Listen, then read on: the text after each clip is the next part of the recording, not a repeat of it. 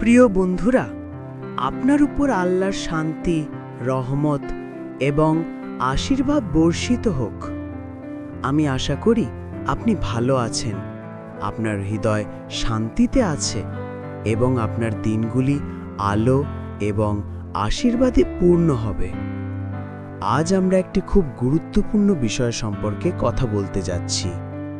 7টি জিনিস আপনার জীবনে কখনোই অন্যকে বলা উচিত নয়। কেন এই বিষয় এত গুরুত্বপূর্ণ? কারণ আমাদের কথাগুলি বীজের মতো। তারা হয় শান্তি ও সমৃদ্ধি আনতে পারে, অথবা তারা অদৃশ্য ক্ষত তৈরি করতে পারে, যা হৃদয়ে স্থায়ী চিহ্ন রেখে যায়। তাই বসার জন্য কিছুক্ষণ সময় নিন, গভীরভাবে শ্বাস নিন এবং আমাকে এই প্রতিফলনে আপনার সাথে যেতে দিন, যা আমি বিশ্বাস করি আপনার যোগাযোগ এবং জীবনযাপনের উপায় পরিবর্তন করবে। বিব্লু শুরু করার আগে, যদি আপনি এই ধরনের সামগ্রী পছন্দ করেন, চ্যানেলটি সাবস্ক্রাইব করুন, ভিডিওটি লাইক করুন এবং নোটিফিকেশন বেলটি সক্রিয় করুন, তাই আপনি পরবর্তী অনুপ্রেরণামূলক শেয়ারগুলির কোনোটি মিস করবেন না। প্রিয় বন্ধুরা, এক মুহূর্তের জন্য চিন্তা করুন, আপনি কতবার একটি দুর্দান্ত ধারণা পেয়েছেন, এমন একটি প্রকল্প যা আপনার হৃদয়ের কাছে ছিল এবং আপনি এটি কারো সাথে ভাগ করার সাথে সাথেই আপনি আপনার উৎসাহ হ্রাস দেখেছেন। এটা সবসময় এটা নয় কারণ অন্যরা খারাপ বা বিদ্বেষমূলক, কিন্তু কারণ আপনি আপনার হৃদয়ে যে দৃষ্টিভঙ্গি বহন করেন তা সবাই বুঝতে পারেন না। আমাদের স্বপ্নগুলো কচি কাণ্ডের মতো। প্রথমে তারা ভঙ্গুর, দুর্বল। যদি আমরা তাদের খুব তাড়াতাড়ি বাতাস, ঠান্ডা বা হাতের কাছে প্রকাশ করি, যারা তাদের কিভাবে যত্ন নিতে হয় তা জানে না, তাহলে তারা বড় হওয়ার আগেই ভেঙে যাওয়ার ঝুঁকি রাখে। নেতিবাচক শব্দ, এমনকি হালকাভাবে বলাও বরফের হাওয়া হতে পারে, যা আমাদের গতিকে থামিয়ে দেয়। আরও সূক্ষ্ম বিপদ আছে, ঈর্ষা। কিছু মানুষ আপনার উচ্চাকাঙ্ক্ষা দেখলে একটা অভ্যন্তরীণ অস্বস্তি অনুভব করবেন তাদের নিজের জীবনের সাথে তুলনা করে। এটা উপলব্ধি না করেই তারা তাদের ভয় বা হতাশা আপনার উপর তুলে ধরতে পারেন।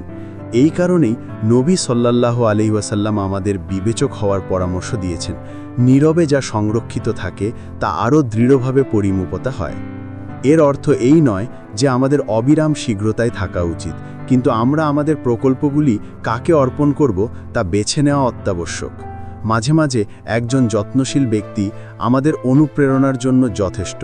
আর সবচেয়ে বড় বিশ্বাসী হলেন আল্লাহ, কারণ তিনি একাই আপনার হৃদয়ের অভিপ্রায়, আপনার ক্ষমতা এবং অদৃশ্য পথগুলি জানেন, যা তিনি আপনার জন্য প্রস্তুত করেন। স্বাভাবিক রূপান্তর। এবং ঠিক যেহেতু সব কিছু সবার সাথে ভাগ করা যায় না, তাই এটি মনে রাখা গুরুত্বপূর্ণ যে আমাদের জীবনের আরও একটি দিক আছে যা আমাদের অত্যন্ত দৃঢ়তার সাথে রক্ষা করতে হবে। এক মুহূর্তের জন্য কল্পনা করুন যা আপনার হৃদয়ে একটি বাড়ির মতো। ভিতরে মূল্যবান কক্ষ রয়েছে, স্মৃতি, ব্যথা এবং গোপনীয়তায় ভর্তি। এখন আপনি কি সেই বাড়ির চাবি কারোর হাতে দেবেন? অবশ্যই না।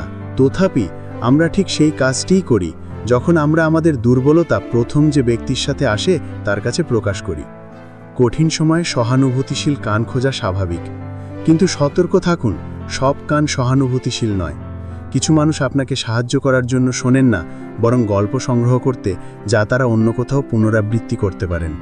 অন্যরা আরও চতুর, আপনার বিরুদ্ধে আপনার বিশ্বাস ব্যবহার করার জন্য ঠিক সময়ের অপেক্ষা করেন। এটা ব্যথা দেয়, কিন্তু এটা জীবনের একটি সত্য। বুদ্ধি হলো বোঝা যে আপনার কষ্ট সহ্য করার ক্ষমতা সবার নেই। বিশুদ্ধ হৃদয়ে আছে বিরল কিন্তু মূল্যবান বিচার না করে শোনার ক্ষমতা, বিশ্বাসঘাতকতা না করে সান্ত্বনা দিতে। আর সর্বোপরি আছেন আল্লাহ। তিনি সর্বশ্রোতা, যিনি আপনার নীরব অশ্রু পড়ার আগেই জানেন। যখন আপনি আপনার কাঁধে এই ভার অনুভব করেন, তখন প্রতিটি দরজায় কড়া মারতে বের হওয়ার আগে প্রথমে প্রার্থনায় আপনার বোঝা চাপানোর চেষ্টা করুন। ধৈর্য প্রশমিত করে, ধৈর্য জোর বদায়, এবং আপনি এখনও দেখেননি এমন পথ উন্মুক্ত করে। মানুষের বিশ্বাসঘাতকতা করতে পারে, কিন্তু আল্লাহর প্রতি বিশ্বাস সর্বদা গ্রহণযোগ্য।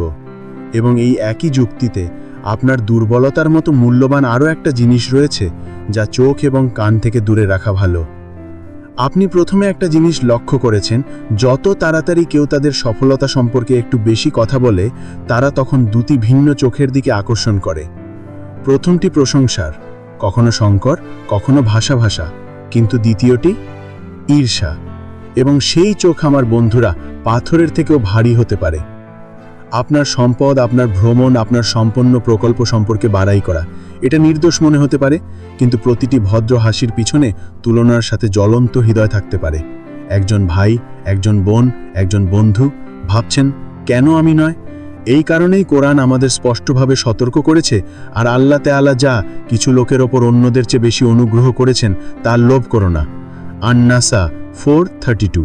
সত্য ওটা যে আপনার সফলতা সম্পর্কে বেশি কথা বলা শুধু ঈর্ষাই নয়, বরং খারাপ উদ্দেশ্য আকর্ষণ করে। কিছু মানুষ আপনাকে বড় হতে দেখতে চায় না, তারা আপনাকে তাদের স্তরে নামিয়ে আনতে চায়। অন্যরা শুধু আপনার সম্পদ বা আপনার প্রচেষ্টা থেকে লাভ করতে চায়। তাহলে জ্ঞানী মুমিনের মনোভাব কি? বিচক্ষণতা এবং কৃতজ্ঞতা। নীরবে আল্লাহর শুকরিয়া আদায় করুন, তার আশীর্বাদকে আভ্যন্তরীণভাবে উদযাপন করুন এবং শুধুমাত্র তাদের সাথে ভাগ করুন যাদের আন্তরিকতা আপনি জানেন। প্রকৃত সম্পদ আপনার যা আছে তার মধ্যে নয়, আপনি যা তার মধ্যে।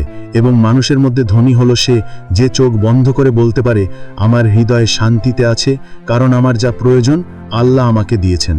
এবং ঠিক যেহেতু আমরা কি সংরক্ষিত থাকা উচিত তা সম্পর্কে কথা বলছি, তাই আমাদের জীবনের আরও ঘনিষ্ঠ কিছু ক্ষেত্র আছে যা অবশ্যই অত্যন্ত সতর্কতার সাথে সংরক্ষিত হওয়া উচিত। পরিবার, আমার বন্ধুরা, একটা বাগানের মতো, একটা দেওয়াল ঘেরা বাগান, অদৃশ্য দেওয়াল দ্বারা পরিবেষ্টিত, যেখানে দারুণ ফুল এবং মাঝে মাঝে বন্য আগাছাও জন্মায়। এই বাগানের পুরো পাড়ার এসে তার অবস্থা বিচার করার কোনো দরকার নেই। এর জন্য প্রয়োজন জল, ধৈর্য, যত্ন এবং সর্বোপরি বিবেচকনতা। আমরা যখন আমাদের বাড়িতে ঝগড়া প্রকাশ করি, তখন মনে হয় এই বাগানের গেট খুলে দিয়ে বিদেশি হাতে দিচ্ছি। এই হাতগুলি তোমার ফুলের উপাদেয়তা জানে না, তারা তোমার শিকড়ের ভঙ্গুরতা বোঝে না। তারা সময়ের সাথে যা নিরাময় করতে পারে তা পদদলিত করার ঝুঁকি নেয়। নবী সাল্লাল্লাহু আলাইহি ওয়াসাল্লাম আমাদের বাড়ির গোপনীয়তা রক্ষার মূল্য শিখিয়েছেন। একটি বিবাদ কমতে পারে, একটি ক্ষত নিরাময় হতে পারে, কিন্তু একবার বাইরের চোখের সামনে উন্মুক্ত হলে দাগটি চিরকালের জন্য দৃশ্যমান থাকে এবং এটি বিরক্তি, রায় এবং বিভাজনের জন্ম দেয়। এমন সময় আছে যখন ব্যথা খুব বেশি হয় নীরব রাখা, এবং এটি শুধুমাত্র মানুষ। সেক্ষেত্রে আপনি কার কাছে আপনার হৃদয় উন্মুক্ত করবেন তা সাবধানে চয়ন করুন। কেউ একজন জ্ঞানী, আন্তরিক, বিচার ছাড়াই পরামর্শ দিতে সক্ষম। তবে সর্বোপরি আল্লাহর সাথে কথা বলুন। আপনার হাত তুলুন, আপনার ক্ষতগুলি তার কাছে অর্পণ করুন, কারণ তিনিই আপনার হাসির পিছনে লুকিয়ে থাকা রহস্য জানেন। আপনার প্রিয়জনের সম্মান রক্ষা করা আপনার নিজের মর্যাদা রক্ষা করা। গোপনীয়তার আবরণে যা ঢেকে আছে তা শান্তিপূর্ণভাবে নিরাময় হওয়ার সুযোগ ধরে রাখে। মৃদু পরিবর্তন, এবং এমনকি পরিবারের বাইরেও আরও ঘনিষ্ঠ যে কোনো কিছুর চেয়ে বেশি মূল্যবান কিছু আছে। এই শব্দগুলো আমরা নিজেদের সম্পর্কে বলি। এক মুহূর্ত থামুন এবং চিন্তা করুন, আপনি দিনে কতবার নিজের সাথে কথা বলেন? এই অভ্যন্তরীণ কথোপকথন ধ্রুবক, তবে প্রায়শই এটি কঠোর রায় এবং সমালোচনায় ভরা।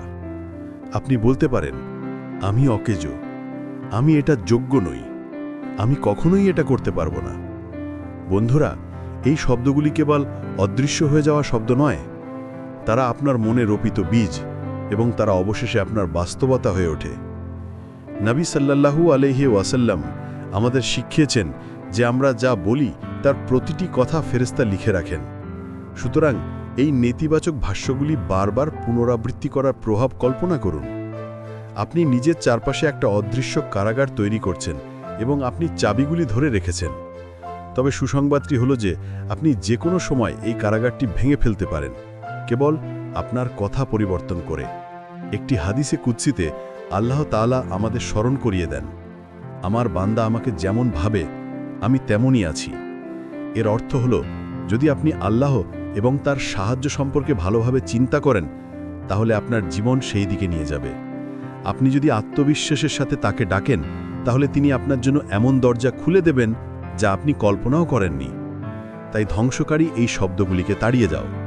পরিবর্তে বলো, আমি উন্নতি করতে পারি, আল্লাহ আমার সাথে আছেন, তার অনুমতিতে কোনো কিছুই অসম্ভব নয়।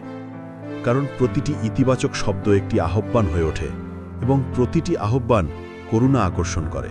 আপনার জিহ্বা আপনার সবচেয়ে বড় শত্রু হতে পারে বা আপনার সবচেয়ে বড় মিত্র হতে পারে। অন্ধকার নয়, বরং আলোর উৎস হিসেবে বেছে নাও। প্রাকৃতিক পরিবর্তন। এখন যখন আমরা একসাথে এড়িয়ে চলা এই শব্দগুলি অনুসন্ধান করেছি, তখন সেই বড় পাঠটি আঁকার সময় এসেছে যা এই সমস্ত শিক্ষাকে একসাথে সংযুক্ত করে। আমার প্রিয় বন্ধুরা, মনে রাখবেন, আমাদের কথার বিশাল ওজন বহন করে। এরা উন্নত করতে পারে, যেমন তারা ধ্বংসও করতে পারে। এরা বিশ্বাস গড়ে তুলতে পারে বা বিভেদ বপন করতে পারে। সুতরাং আপনার দৈনন্দিন জীবনে যারা সত্যিই আপনাকে সমর্থন করে, তাদের জন্য আপনার স্বপ্ন রাখুন। সাবধানে আপনার বিশ্বস্ত ভাজন চয়ন করুন। আপনার সাফল্যে বিনয়ী হন।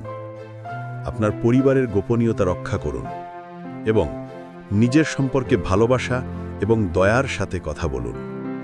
যদি এই ভিডিওটি আপনাকে অনুপ্রাণিত করে, তাহলে আমি আপনাকে আমন্ত্রণ জানাই লাইক, কমেন্ট এবং শেয়ার করতে, যাতে সেটি স্পর্শ করতে এবং অন্য লোকদের সাহায্য করতে পারে।